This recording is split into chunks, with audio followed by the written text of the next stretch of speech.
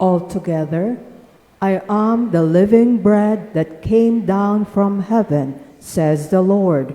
Whoever eats this bread will live forever.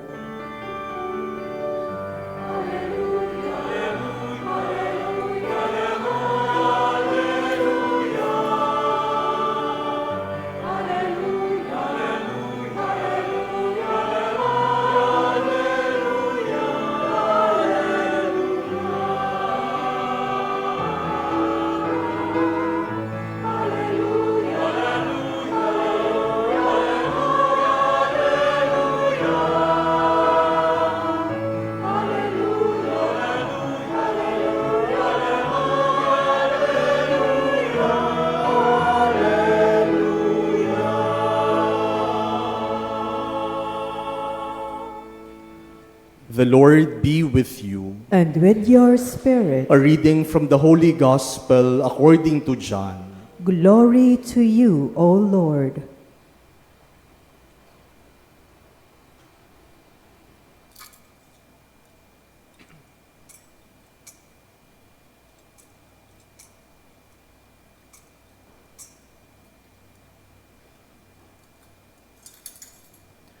Jesus said to the Jewish crowds, I am the living bread that came down from heaven.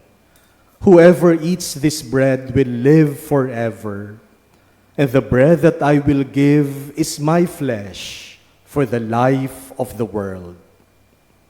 The Jews quarreled among themselves, saying, How can this man give us his flesh to eat? Jesus said to them, Amen, amen, I say to you, unless you eat the flesh of the Son of Man and drink his blood, you do not have life within you. Whoever eats my flesh and drinks my blood has eternal life, and I will raise him on the last day. For my flesh is true food, and my blood is true drink. Whoever eats my flesh and drinks my blood remains in me, and I in him. Just as the living Father sent me, and I have life because of the Father, so also the one who feeds on me will have life because of me. This is the bread that came down from heaven. Unlike your ancestors who ate and still died, whoever eats this bread will live forever.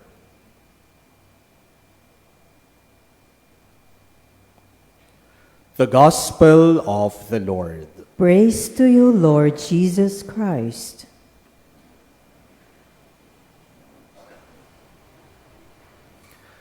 My dear brothers and sisters, one of the deepest fears that we carry in our lives is the fear of not having enough. We are afraid that we might not have enough resources for our life. Baka kulangin ang pera ko. Baka kulangin ang ipon ko. Baka kulangin ang ari-arian ko para sa kinabukasan naming pamilya. We are afraid that we may not have enough strength. Marami pa tayong gustong gawin, pero mahina na ang katawan natin o kaya meron tayong karamdaman. We are afraid that we may not have enough security. Safe ba ako? Safe ba talaga ang pamilya ko? Safe ba ang buhay natin dito sa Pilipinas? We are afraid that we may not have enough love. Mahal ba talaga ako ng mga taong akala kong nagmamahal sa akin? O kulang ba ako sa pagmamahal? We are afraid that we may not have enough hope for the future. And many of our worries begin with the question, will I have what I need? Meron kaya ako ng kakailanganin ko? Kapag nangailangan kaya ako, meron kaya akong makukuha, meron kaya akong maibibigay, will I have everything that I need in my life? My dear brothers and sisters, this Sunday we celebrate the solemnity of the most holy body and blood of Jesus, which is more commonly known as Corpus Christi Sunday. And our celebration this Sunday is God's answer to that question. Will I have what I need in life? The Eucharist is God's answer to that question, because the Eucharist is the assurance that God always gives us what we need. Notice, my dear brothers and sisters, that God does not always give us what we want.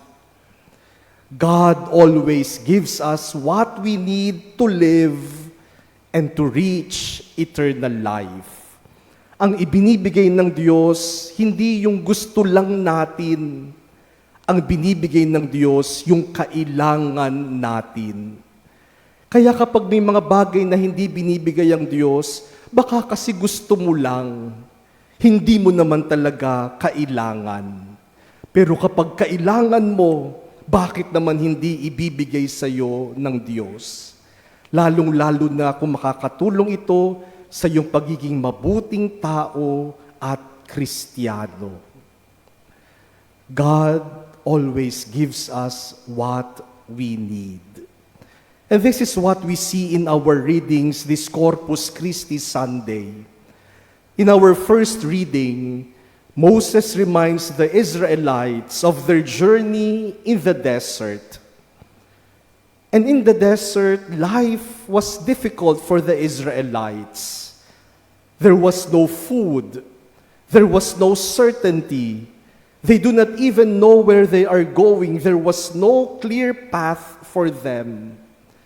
Yet God did not abandon them. In fact, God gave them bread from heaven. They called manna, day after day. Araw-araw, binibigyan sila ng Diyos ng tinapay para kainin. Ni hindi nila kailangang maghanap ng sangkap. Ni hindi nila kailangang mag-bake araw-araw. Tuwing umaga, lalabas lang sila ng kanilang tolda at sa harapan nila, tinapay mula sa Diyos. The bread from heaven they called manna.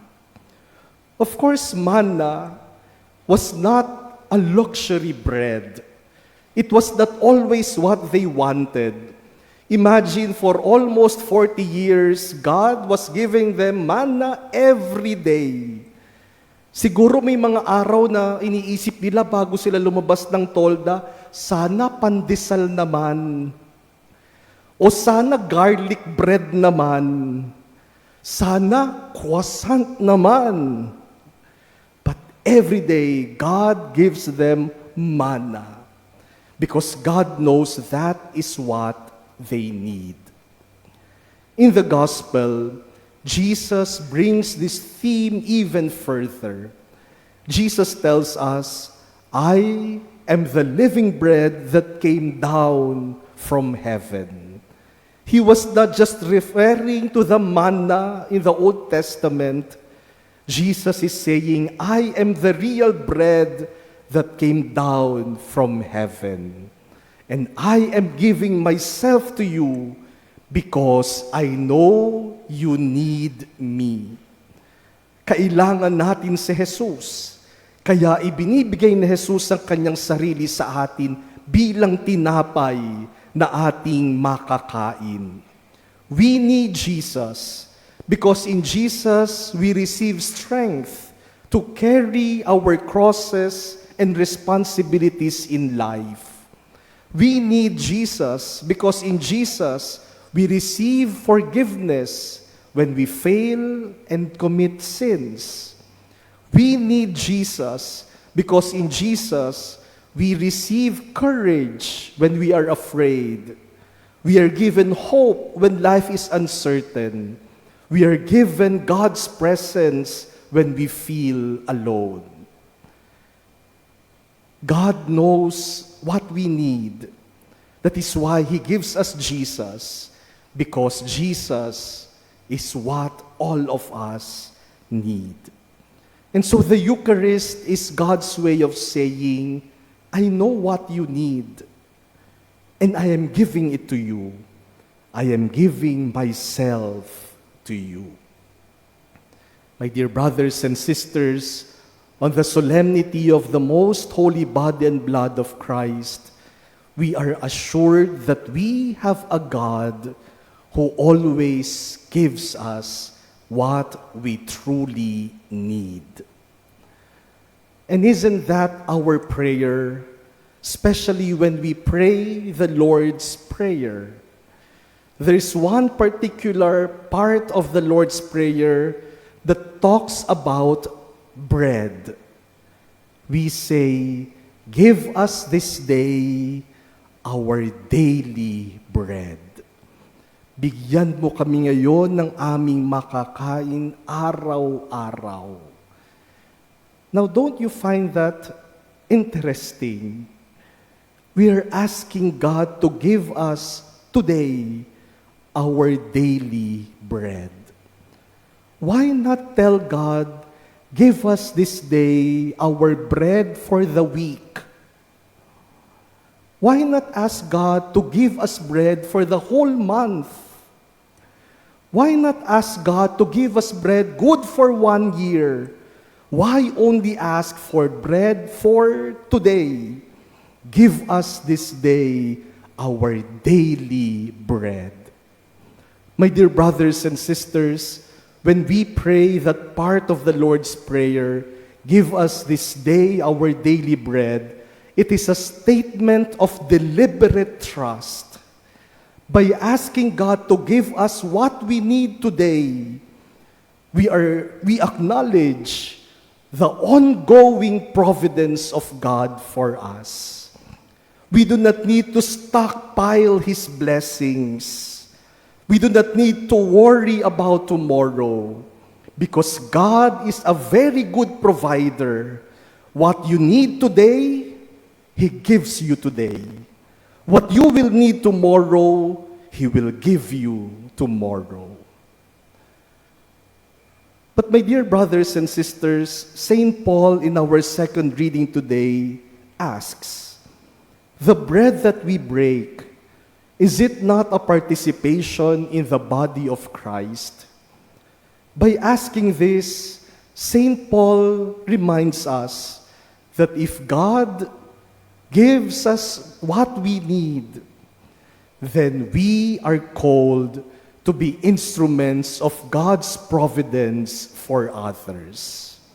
Just as Jesus became bread for us, let us also be bread for others by giving others not only what they want, but what they truly need. Minsan po sa ugnayan natin sa bawat isa, lalong-lalo na sa pamilya, ang ibinibigay ba natin sa bawat isa, yung gusto lang nating ibigay, yung gusto lang nilang matanggap, o yung kailangan talaga nila ang ating ibinibigay? Minsan may mga magulang, akala ang kailangan lang ng kanilang mga anak, pera. O kaya sige, bigay ng pera.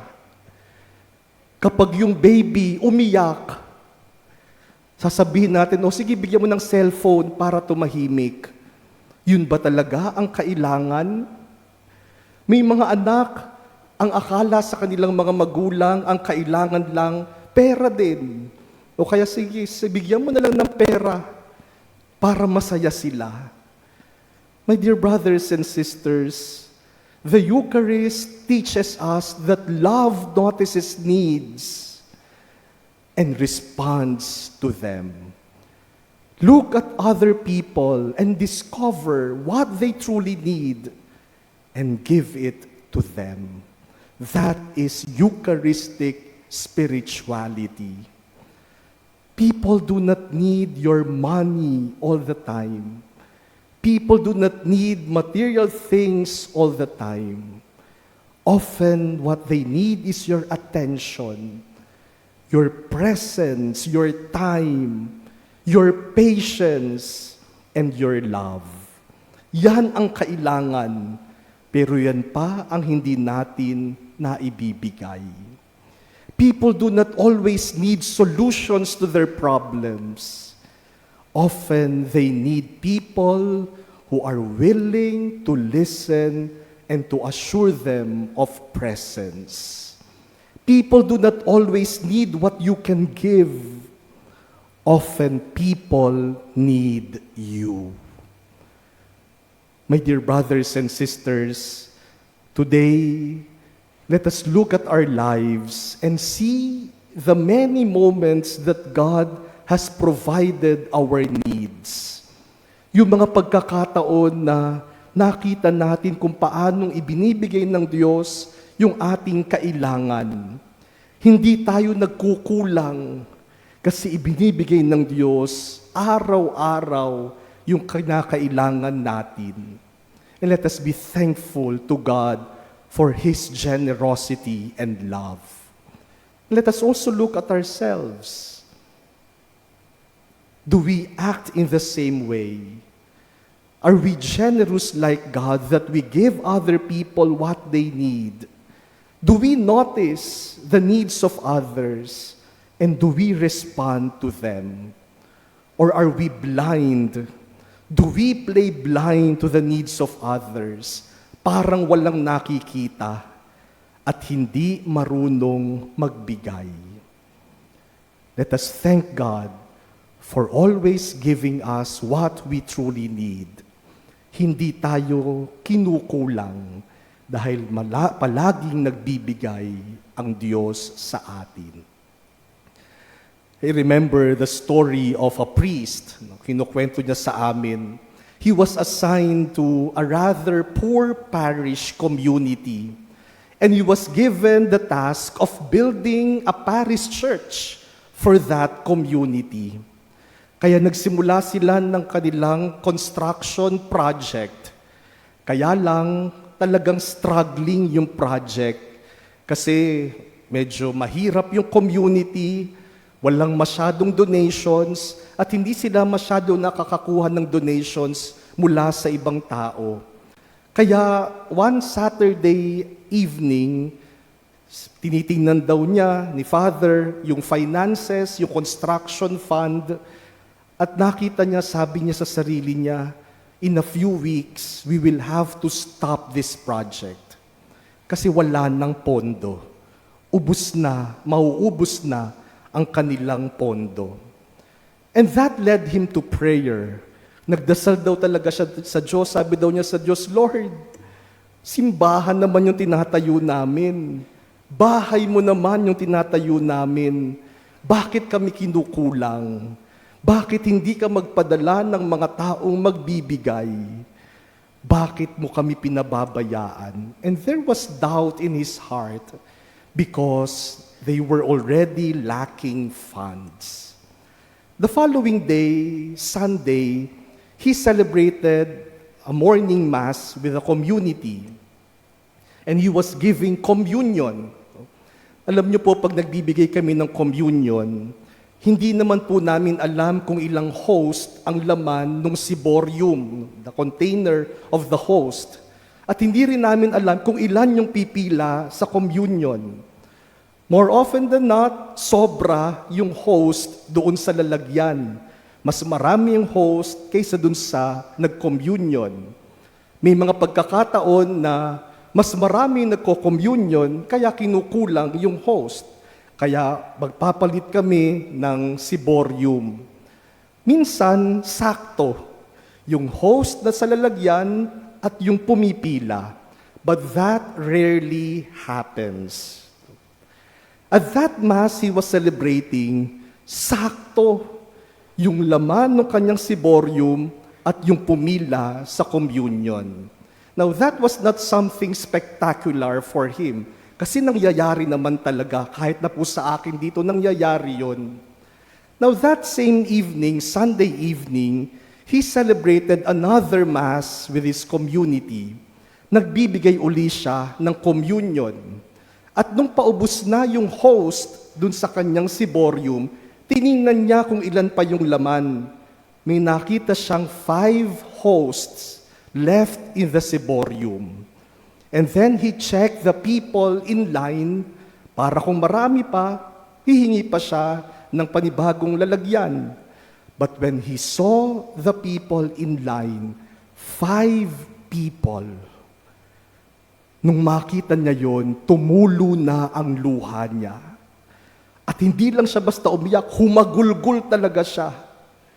Dahil sakto na naman yung host doon sa communicants. Now that is something, if it happened twice in a day, nag-alala daw yung mga tao kasi umiiyak talaga siya. Lumapit na sa kanya yung mga sakristan, tinatanong, Father, are you okay? May problema ka ba? Anong masakit sa'yo? At wala siyang ibang nasabi kundi kasi sakto yung ostya. Nung nagtatanungan yung mga tao, bakit umiiyak si Father? Kasi sakto daw yung ostya. Ano naman kung sakto yung ostya? But for him, it was God's answer to his prayers. As if God is telling him, oh, are you doubting that you will not have enough? See, you have what you need. Sakto. Hindi ka kukulangin. Sakto. My dear brothers and sisters, every Mass proclaims the same message. God has not forgotten us. Every tabernacle proclaims the same message. God remains with us. And every communion proclaims the same message. God continues to provide what we need. And so when doubts arise, when life becomes difficult, and when we wonder whether God really cares, go to the Eucharist. Attend Mass. Go to the Adoration Chapel. Worship Jesus in the Most Blessed Sacrament. Because there you find the greatest proof of all.